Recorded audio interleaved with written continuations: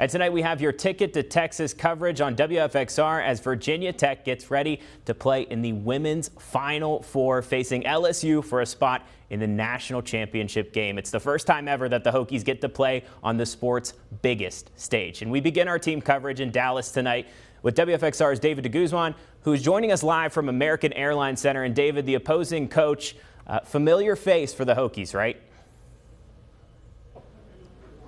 Yeah, Drew, the Final Four tends to be a reunion of sorts for everyone, especially the coaches. Now, this is the first meeting between LSU and Virginia Tech since 2006, but the Hokies are pretty familiar with Tigers head coach Kim Mulkey. Now, as Virginia Tech took the floor here in Dallas, the Hokies remember what happened 2 years ago in San Antonio when they lost to Baylor in the second round. That Bears team was led by Kim Mulkey. The three-time national champion saw potential in the Hokies in that game. Fast forward now, 2 years later, Mulkey leading LSU to its first Final Four since 2008. Meanwhile, the Hokies, much more mature and talented since that 2021 defeat to Baylor.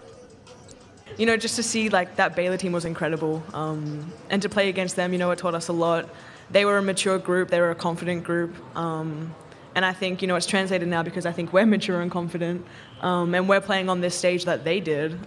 So, you know, it's been a journey, but I'm very happy to be a part of it. We've just gotten a lot older and more experienced. Like I was a sophomore at that time, Georgia was a freshman, so we've played a lot more games, had a lot more adversity to go through since then, and that game was a bit of adversity that we've, you know, learned from, and I think that we have, you know, grown from that experience, and I think we've just gotten a lot more confident and sure of ourselves since then.